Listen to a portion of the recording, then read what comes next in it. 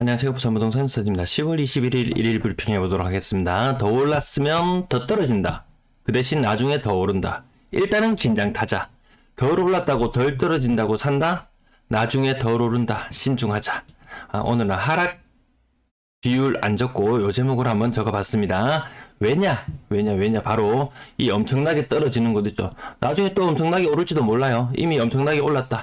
2단 점프했다. 저는 이렇게 표현합니다. 한 번 오를 거 2번 올랐다. 자, 부산은 한 번 그리고 한 반틈 정도 더 올랐다. 2단 점프도 부산 맞긴 맞아요. 근데 두 번째 점프가 좀 약했어요. 약했는데 반해서 지금 빠르게 떨어지고 있는 곳에는 똑같이 동참해 나갈 것이다. 지금 뒤늦게 떨어져도 낙폭이 같아져 버리는 이런 현상이 나타나고 있습니다. 거의 30% 혹은 40%에 같이 키 맞추기를 하고 있는 이 형국. 부산은 속도가 조금 더뎌지긴 해요. 하지만 뒤늦게 하락에 동참하는 도시들 속도가 더 빨라지고 있다는 점 주의해 주시기 바랍니다.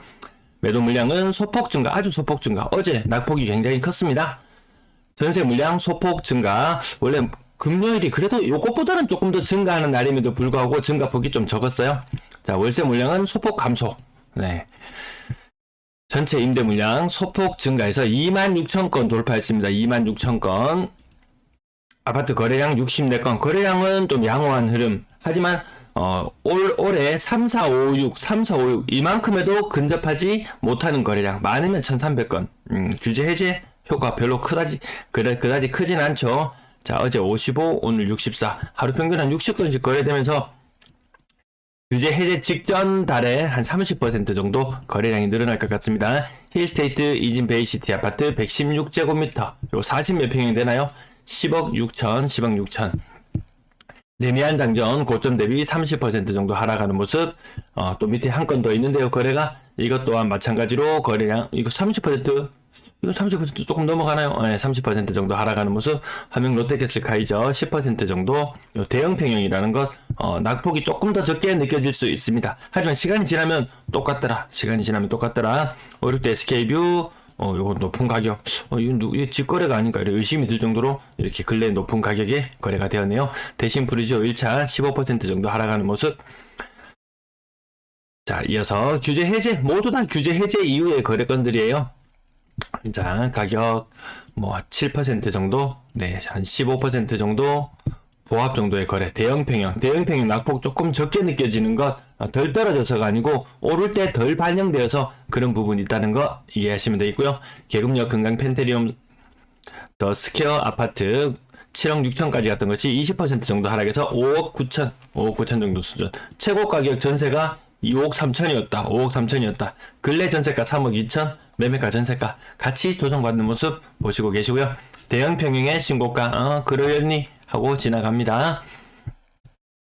자, 엘리네들 20% 이상, 거제 1차 현대홈타운 20% 이상 하락해서 4억 5천. 특정 가격대가 조금씩 이렇게 층계가 있으면 좀 높이 올라갔다가, 높은 층계를 밟고 올라갔다가 조금씩 낮아지는 모습. 시간이 지나면 요 현상은, 이제는 더 안 떨어지겠지. 이제는 멈추겠지. 하지만 점점 층이 낮아지는 현상 타 시도에서 볼 수 있거든요. 부산 하락 대열에 늦게 동참했어요. 하지만 같은 길을 가고 있다. 거의 연지 2차 거의 30% 가까운 하락. 금정산 LH 뉴LCT 5호까지 갔던 것이 4억 천 수준으로 20% 정도 하락. 특정 가격대, 특정 평형의 아파트들이 특정 가격대에 좀 몰려든다. 또 비싼 아파트들은 거래가 잘 안 된다. 하지만 오랜 공백을 깨고 거래가 재개되었을 때는 다른 아파트만큼의 하락 비율 나타납니다. 네, 가격이 지금 조금 가격대가 조금 낮아지는 것들 있죠. 할인율이 좀 낮아져요. 가격대 오른쪽 가격대 보시면은 한 10%, 15%, 10%가 채 떨어지지 않는 거래 건수라든지 이런 것들을 보시면은 덜 올랐다고, 덜 떨어졌다고, 나중에 다시 많이 오르는 현상 이거 잘 없거든요. 나중에 오를 때도 조금밖에 반등 못해요. 그래서 지금 생각보다 이 낮은 가격대의 아파트들이 생각보다 가격이 좀 비싸게 거래되고 있다. 조심하자는 부분 말씀드리고요. 건당 거래대금은 반등 없이 계속 내려가고요. 거래량 많아봐야 1,300건이라고 어제도 말씀드렸죠. 자, 3억 미만 거래 비중 생각보다 높습니다. 64%더 낮은 줄 알았는데 이 비율이 좀 높아져야지라고 계속 생각했는데 아니었어요. 이게 타 시도에 비해서 3억 미만 거래 비중이 꽤나 높은 편이었습니다. 6억 이상 거래량 300건 돌파. 아직까지 여기까지 갈 길은 요원해 보이네요. 6억 이상 거래 비중은 10% 정도 수준이고요. 분양권 거래량 3건이 신고되었고 분양권 별로 힘을 못 준다. 힐스테이트, 명륜, 트라디움 올해 5월에 입주 시작했나요? 올해 5월에 입주 시작했죠. 시간이 한 5개월 정도 지났어요. 입주 이때까지 못했다는 말이에요. 입주 지연이자 물면서 버티다가 뒤늦게 처분한 물건 그렇게 볼 수 있겠죠. 21년 3월달 1년 반 전에 거의 11억, 물론 이 높은 가격에 거래된 건수이기도 하고, 그래도 그 이전에 거래 건수를 봐도 거의 10억까지 갔던 물건이 7억대로 떨어졌다. 생각보다 시간이 지나면 지날수록 이 돈 구하기가 너무 힘들어지는 그런 시절로 오는 것 같습니다. 오늘 10년물 채권 금리가 4.6%, 4.6%, 막 은행 금리들 놀라운 소식들 접하잖아요. 그 놀라운 소식 이면에는 엄청난 대출 금리, 엄청난 갱신할 때마다 사람들이 기함한다 그러잖아요. 지금 5%, 6% 이자율 예사로 볼 수 있습니다. 지금. 그래 입주할 때쯤 되면은 내년에 입주를 한다. 굉장히 높은 금리를 물고 들어가야 되는 그런 상태죠. 고정금리로 한다? 그건 너무 부담스럽거든요. 변동으로 한다? 당장 한 치 앞도 내다보기도 힘든 그런 시점으로 가는 것 같습니다. 전세 거래량 많이 줄어들고 있어요. 많이 줄어드는 가운데 근래 들어서 확실히 조금 늘긴 했다.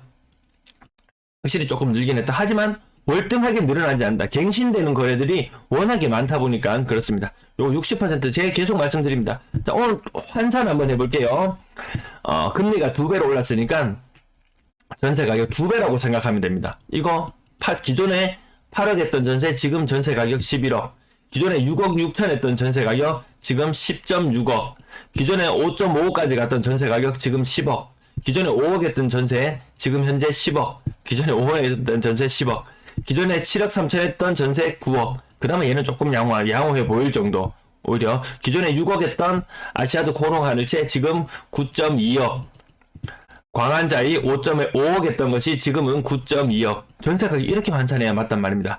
쌍용도 플래티넘 사직 아시아드 아파트, 어제 아파트 매매 가격 나왔잖아요. 최고 전세 가격 8억까지 갔던 것. 매매 가격도 지금 이 정도밖에 안 되는 모습의 거래가 나타났었잖아요. 이거 전세 가격 9억, 8억, 9억. 얘는 좀 비슷하다. 얘는 좀 납득이 간다. 하지만 이 엄청난 이 전세 가액을 보시겠습니까? 기존에 5억이 똑같은 5억이라고 숫자가 적혀 있어도 금리가 지금 2배가 된 상황에서 똑같은 숫자로 볼 수 없습니다. 그래서 지금 위기를 점점 키워나갈 준비를 하고 있거나 그럼 왜 위기를 키울 수밖에 없느냐? 임대인들이 새로운 임차인에게 돈을 다 제대로 돌려줄 수 없다. 그리고 약간 특이한 현상이 나타나는 게요. 전세 금액이 많이 떨어져야 함에도 불구하고 별로 안 떨어지는 거래가 많이 나타나더라. 이 이면에는 여골세도 숨어 있을 수가 있어요. 여골세도. 임대인이 여골세가 뭔가요? 임대인, 임차인, 임대인과 임차인 이 둘의 관계 속에서 돈을 돌려줘야 될 돈, 기존에 5억에 계약을 했다. 지금 주위의 전세 가격이 3억으로 떨어져 있다. 2억의 돈을 돌려줘야 되는 이런 상황이 생겨요. 임차인에게. 아니면 혹은 새로운 세입자를 구하기 위해서는 2억이란 돈이 더 필요할 수 있어요. 근데 이 돈이 안 구해지더란 말입니다. 여러 채를 사고 하다 보면은 이것도 고기도 본놈이 그 맛을 안다고. 이거 돈 자꾸 투입하면 할수록 더 많은 수익을 안겨주는 이 엄청난 레버리지, 엄청난 이 지렛대 효과로 인해서 이 지렛대가 점점 더 길어지다 못해서 나중에는 더 이상 연장할 수가 없는 그 상태까지 왔는 가구들이 생각보다 많더라. 생각보다 주위에 멀쩡해 보이는 가구들도 생각보다 위기를 많이 겪습니다. 임차인이 안 구해져서 A라는 집에 살고 있던 사람 아주 화목하게 잘 살고 있었어요. 자, B라는 집, A라는 곳은 학군도 아주 좋고 아주 괜찮은 동네. 근데 B는 상대적으로 좀 덜 선호하는 동네인 거예요. 근데 이게 세입자가 안 구해져요. B가 잔금 마련이 할 여력이 안 돼요. 나름 소득도 괜찮고 이런 집이라고 봤는데 이게 안 돼요. 그 울며 겨자 먹기로 A를 전세를 놓고 B로, 즉 강제로 이주를 해야 되는 경우, 강제로 울며 겨자 먹기로 이주할 수밖에 없는 경우. 그래서 집안 분위기 개판이다 이런 집들도 생각보다 좀 있더라고요. 오를 때는 아주 좋았어요. 전세 비중이 점점 줄어들고 있다. 언론에서 많이 부채질하는 부분에 대해서 어제 말씀을 드렸고요. 3억 미만 거래 비중 한참 더 올라갈 수 있다. 왜? 부산은 고가의 아파트와 저가의 아파트 이 층이 좀 비교적 뚜렷하게 나눠져 있는 그런 경향이 있어요. 중간층이 제법 좀 있긴 하지만 그래도 너무 비싼 아파트들, 엄청 싼 아파트들 이렇게 혼재하는 아주 좀 독특한 그런 시장의 모습입니다. 좀 평준화가 많이 좀 덜 된 그런 모습이죠. 4억 이상의 전세 거래량은 줄어들고 있고요. 비중 또한 3개월 연속 10% 아래로 떨어졌다. 자, 요거 여기서 아주 높은 봉우리에 선을 긋고 자, 데칼코마니처럼 좌우를 딱 접으면 될 정도로 아마 그런 시기가 도래하지 않을까 싶습니다. 평균 전세 가격은 연초나 지금이나 뭐 1,000만 원도 차이가 채 안 날 정도. 네, 기만이 너무 부리는 그런 느낌이 들죠. 월세 거래량. 어쨌든 이것도 근래 들어서 많긴 하지만 임대차 3법의 영향으로 거래량이 확실히 줄어들고 갱신 거래가 많이 일어나더라. 평균 월세 보증금 살짝 올라가는 모습이고요. 올라가고 보증금이 올라가고 월세 가격이 내려가고 요게 가장 일반적인 패턴이었는데 올 연초에는 월세가 좀 귀해져서 그러는지 몰라도 이 보증금도 올라가고 월세도 같이 올라가는 이 현상 이제 해소되었습니다. 7월 달부로 해소되기 시작했습니다.